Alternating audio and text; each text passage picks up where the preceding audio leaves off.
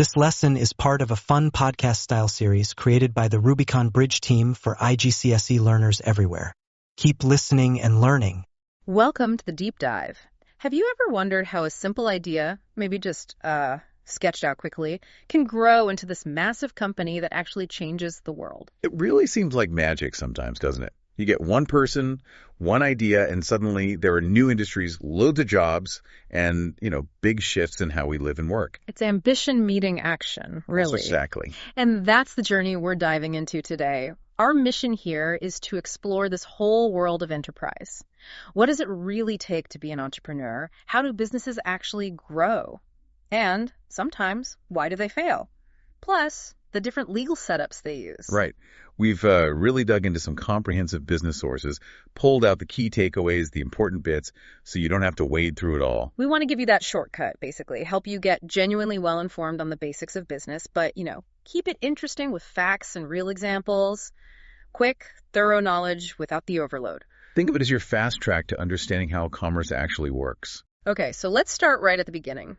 Defining enterprise.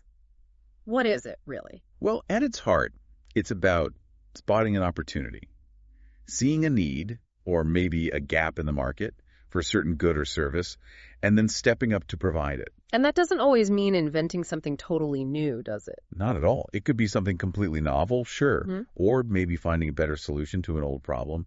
But often it's just looking at what someone else is doing and thinking, hey, I could do that better or faster or cheaper. And the person who does that, who takes the financial risk to make that idea happen, that's the entrepreneur. That's them. They're putting their money, their time, everything on the line. And we know some big names, don't we? People who started maybe small but made a huge impact. Oh, definitely. Think about Elon Musk, South African-born, with SpaceX and Tesla. Completely changed how we think about space and electric cars. Or Cher Wang, co-founder of HTC, bringing us some of those early smartphones. Right. And Mark Zuckerberg, starting Meta, Facebook, from his dorm room. And Huda Kattan, building Huda Beauty, that huge Dubai-based cosmetics brand. Yeah. They all started with that spark. And what's really interesting is, even though their journeys are different, successful entrepreneurs often share some key characteristics. Our sources point to about 6 main ones. Okay, what are they? First up, they're risk takers. But it's not about being reckless. It's more about calculated risk, seeing opportunity where others just see problems, and understanding failure is part of the game. Makes sense. What's next? Creativity. Not just inventing, but thinking differently. Finding new ways to do things, spotting those chances others miss. And you definitely need determination, that perseverance. Absolutely, grit. You have to keep going when things get tough, because they always do. You can't give up easily. Then there's self-confidence. You have to believe in your idea and yourself enough to convince others, right? Customers, investors. Crucial. You need that deep trust in your own ability. Then comes initiative. Not just having ideas, but actually starting things, being willing to jump in and make things happen. Okay, initiative, and the last one. Decisiveness. Being able to make decisions, even tough ones, quickly and firmly. It saves time, saves resources, keeps things moving. That list really paints a picture. We have a case study here, Eco Hustle in Mauritius.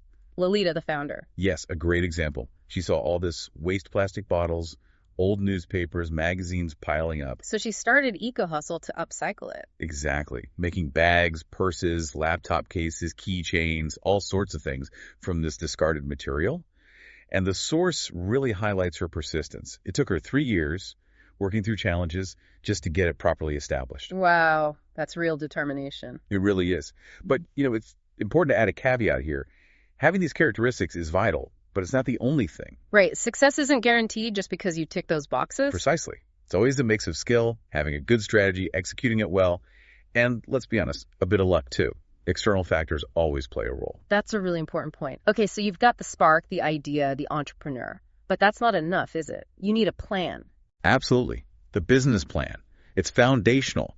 Crucial for new startups, obviously, but also for existing businesses that want to grow or change direction. But it's not just about getting loans, though. That's a big part of it. No, not at all. I mean, yes, it helps raise finance from banks or investors, but maybe even more importantly, writing it down forces you to get really clear about everything. How so? It makes you challenge your own assumptions, really think through the market, the costs, the strategy before you invest heavily. It gives you, the entrepreneur, that sense of purpose and direction, a roadmap. Okay, so what goes into this roadmap? What are the key parts? Well, first, you need an overview or summary. Basically, your elevator pitch. What's the core idea? Who are you? What are you selling? Got it. Then? Objectives. What are you actually trying to achieve? Profit, sure, but maybe specific market share or social impact goals, measurable targets. Next is market research, I imagine. Critical. How big is the market? Who are your competitors? Is there real demand for what you offer? This is where you find out if people will actually buy it. Okay, and then how you'll sell it. Exactly. The marketing section. Details about the product itself, the price, who your customers are, and your strategy for reaching them and convincing them to buy. Then the money side. Finance. Yep. All the costs involved, how much funding you need to start or grow, and crucially, where that money's coming from. You have to show it's financially viable. What about the practical stuff? That falls under resources. Yeah. What equipment, materials, technology do you need? Your operational backbone, basically. And who's going to do the work? The people element. Skills and expertise of the managers, the employees. Who makes it happen? Okay, almost there. Last part. Operations. How will the product actually be made? How long will it take? How will you get those resources you need? The day-to-day nuts and bolts. So putting it all together, it's this comprehensive strategic guide. Helps you see challenges coming, refine the idea, explain it to others. Precisely. It's your blueprint for launching and managing the whole thing. Okay, so plan in hand, the business launches. Now let's talk about growth. How do businesses get bigger? And why do governments even care about startups? Governments are very interested. It's because startups and growing businesses are, well, really good for the economy. In what ways? Several ways. They create jobs, which lowers unemployment. They increase competition, which usually means lower prices and better stuff for consumers. They often provide specialist goods or services larger companies might ignore. Oh, okay. Plus, they increase overall economic output. That's economic growth right there. And if they grow large, that means more tax revenue for the government down the line. So governments often offer support, like funding or advice. Yes, exactly. Financial help, mentoring, advisory services, things to help these businesses get going and expand. Now, if growth is the aim, how do we actually measure how big a business is? It sounds straightforward, but I gather it's not. It's surprisingly tricky. Comparing businesses directly is hard because there are different ways to measure size. And one measure might make a business look huge while another makes it look small. What are the common measures then? Our sources usually point to four main ones. Number of employees, sales or volume of output, how much stuff they make or sell, value of output or sales, how much that stuff is worth, and capital employed, the value of assets like machinery, buildings. And each has its problems, right? Definitely. Take number of employees. A business that needs lots of people, like a restaurant chain, might look enormous compared to a high-tech firm with few staff but massive revenues. Okay, I see that. Or capital employed. That favors industries needing lots of expensive equipment, like manufacturing. A successful software company might have very little capital employed but be incredibly valuable. So no single perfect measure. Not really. The best approach is usually to look at several measures together, depending on what you actually want to understand about the business's size or impact. Right. So assuming a business wants to grow, how does it actually do it? What are the main ways? Broadly, there are two paths. The first is internal growth, sometimes called organic growth. That means growing using its own steam. Pretty much. Using its own resources and efforts, like developing new products, finding new markets for existing ones, or just selling more in the markets they're already in. What are the good things about that? And the bad? Well, the advantages are it's usually lower cost than buying another company. Changes are often easier to manage because they happen gradually. And, importantly, the original owners keep control. Okay. Downsides. It can be slow. Really slow sometimes. You might miss big market opportunities because you can't scale up fast enough. And there might just be limits to how much you can grow internally, maybe due to funding or space. You hit a ceiling. So what's the alternative if you want faster growth? That's external growth. Usually involves merging with another business or taking one over. Merger is joining forces. Takeover is one buying the other. Exactly. Mergers are usually more amicable agreements to combine. Takeovers involve buying a controlling share, sometimes against the wishes of the target company's management. And the advantages of going external. Speed is the big one. It's a very quick way to get bigger. You instantly gain customers, assets, maybe technology or skills you didn't have, and you can reduce competition by buying a rival. Sounds powerful, but I bet there are downsides too. Oh yes. It'd be very expensive. And merging two different company cultures, different ways of working, that can be incredibly difficult. Communication breaks down, clashes happen. It's often much harder than it looks on paper. Within this external growth, there are different types, aren't there? Like horizontal integration. Right. Horizontal integration is when two businesses at the same stage of production in the same industry combine. Think two banks merging or two car manufacturers. What's the point of that? Main goals are usually to reduce competition and gain market share. Plus, you might get cost savings from buying supplies in bigger bulk quantities. There'd be risks. The main risk is putting all your eggs in one basket. If demand for that whole industry falls, you're heavily exposed. We could look at, say, Yao Secret, that hair product company. The fermented rice water one. That's the one. Started in China, founded by Shim Jiao and Nadine Catherine, now selling globally in places like Australia, Europe. That kind of rapid international expansion probably involves some horizontal moves, like acquiring distributors or smaller local brands to get that reach quickly. Okay, so that's horizontal. What about vertical integration? Vertical integration is when businesses at different stages of production in the same industry combine. Different stages. How does that work? It can go two ways. Forward vertical integration is moving closer to the customer.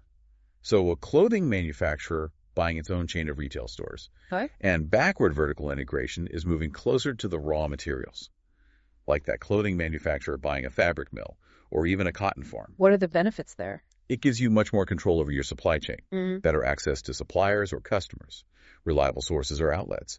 It can also help spread risk across different stages. Think Apple designing its own chips. That's a form of backward integration, giving them huge control. You might get fewer immediate cost savings compared to horizontal. And again, combining businesses with different operations can still be tough. It really sounds like growing, while often the goal isn't always smooth sailing, it brings its own challenges. Oh, absolutely. Growth can create real headaches. Rapid expansion often leads to problems. Like what? You might see lower employee morale, maybe higher turnover as people feel less connected in a bigger company. Poor communication becomes a massive issue. Messages get lost, departments don't coordinate. I can see that. It just gets harder to manage and control everything as the business gets more complex. Plus, there are practical challenges. Raising enough ongoing finance for expansion, finding enough skilled people, getting the right equipment. Growth definitely has growing pains. That makes sense. Thinking about size, why do some businesses just stay small? Is it always a failure if they don't become huge? Not at all. There are very valid reasons. Sometimes it's simply the owner's choice. They might prefer the control, the closer customer contact, or a better work-life balance than running a giant corporation allows. Okay, so personal preference, what else? Limited access to capital is the big one. They just can't get the funding needed for major expansion. The market size itself might be small or niche. There just isn't potential for huge growth. Right. Or the business might offer a very specialized product or service targeting a small customer group. Growth isn't always the main goal or even possible. Now, whether big or small, success is never guaranteed, is it? What are the key things that make or break a business? That's the million-dollar question, isn't it? Several critical factors come up again and again in our sources. Let's hear them. Okay, first, management skills. The owners or leaders need to know how to organize, plan, control things effectively. Poor management is a common killer. Makes sense. Then, availability of finance. Businesses need money for equipment, staff, marketing, just operating day to day. Without enough cash flow, even good ideas fail. You also need a good product, presumably. Exactly. Suitable products for the market. If what you're selling doesn't actually meet customer needs or wants, you're sunk, which ties into demand for products. You need people to consistently want what you offer. Businesses have to track and adapt to customer needs. What about outside forces? Huge factor. The level of competition. If your market is packed with strong rivals, it's incredibly tough to succeed. And finally, big picture changes in the economy.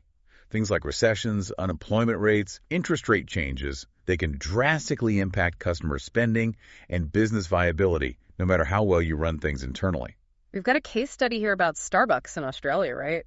It shows even giants can struggle. Yes, that's a fascinating one. They faced huge losses, had to close a lot of stores there. Part of the problem was apparently they hadn't done their market research well enough. How so? Their standard offering didn't quite fit the existing, very strong Australian coffee culture. It shows how crucial product suitability and understanding local demand are, even for a global brand. No one's immune. A really telling example. All right, Let's shift focus a bit now to the actual legal structures businesses can take, the different types of organizations in the private sector. Right. This is about the legal framework, and it has big implications for things like ownership, risk, and how you can raise money. Where do most people start? The sole trader. Often, yes. The sole trader, that's just one person owning and controlling the business. Simple as that. And they keep all the profits. Sounds good. What are the pros and cons? Pros, very easy and cheap to set up.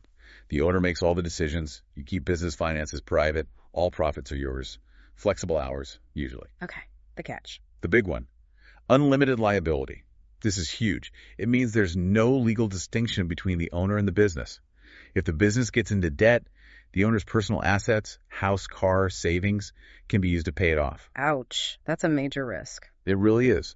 Also, it's harder to raise large amounts of money. There's no one to share decisions or workload with, and the business continuity depends entirely on the owner being there. Okay, so what's the next step up? A partnership. Usually. A partnership is where two or more people, typically up to about 20, own and run the business together. They share the work, the risks, the profits. Advantages. You can usually raise more capital than a sole trader because more people are contributing. You share the responsibility and risk. You benefit from different skills and ideas coming together, and it's still relatively easy to set up. Disadvantages. Still that liability issue. Yes. Partners also face unlimited liability. And critically, each partner can be held responsible for all the business's debts, not just their share. That requires a lot of trust. Plus, there's potential for disagreements between partners. Decision-making can be slower if you need everyone to agree, and profits have to be shared. Okay, so sole traders and partnerships have that unlimited liability risk. How do businesses get around that? That's where limited companies come in. This is a major leap. The core idea is limited liability, meaning the shareholders, the owners, are only liable for the amount they've invested in the company. Their personal assets are protected if the business fails or racks up debt. The company is legally seen as a separate person from its owners. That sounds much safer for the owners. It is. It encourages investment. Now, there were two main types, private and public. Let's start with the private limited company, LTD, right? Right, LTD or LTD in some places. Here, shares are sold privately, usually to family, friends, maybe existing business associates. You can't just offer them to the general public. What are the benefits of going LTD? You can raise more finance than a partnership because you can sell shares to more people. You get that crucial limited liability protection. And there's continuity. The business keeps going even as shareholders change. Downsides. You can't sell shares on a public stock exchange, so raising really large sums is harder. Your company's financial information becomes public record, which some owners don't like. And it's more complex and expensive to set up than a sole trader or partnership, more paperwork involved. We have an example here. Karma Drinks. Yeah, the ethical soft drink company. They started as a partnership, then became a private limited company. That likely helped them raise more funds to grow their operations and stick to their ethical sourcing model while scaling up. Okay, so that's private limited. What about the public limited company? Keel. Right, PLSEX. This is the big league for many businesses. These companies can sell their shares to the general public, typically on a stock exchange. So they can raise a lot more money. Potentially vast amounts, yes. That's the main advantage, access to significant capital for major expansion, research, acquisitions. They also have limited liability and continuity, just like private limited companies. What are the trade-offs for going public? Even more public scrutiny. Very detailed financial information has to be published. You lose control over who buys your shares. Anyone can buy them on the open market, potentially leading to takeovers. It's also very expensive to set up, lots of legal hoops to jump through, and ongoing regulatory compliance is demanding. There's a great example here. Tao Kai Noi, the Thai seaweed snack brand. Fantastic story. Started by a teenager, Ithapat Pura Deshapan, selling snacks. Grew incredibly fast, became a public limited company, listed on the stock exchange. It shows that trajectory from small startup to major PLIC. They even did some vertical integration, buying their own factory. Amazing. Okay, different structure now. Franchises, how do they fit in? A franchise isn't strictly a company type like LTD or PLE, but it's a common business model. It's an agreement.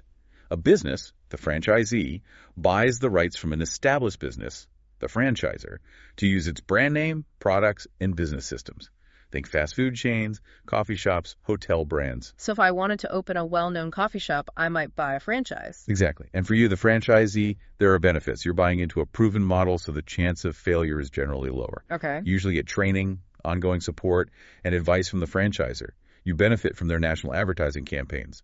And often, they provide the suppliers, which simplifies things. Sounds pretty good. What's the catch for the franchisee? We have to pay upfront fees to buy the franchise.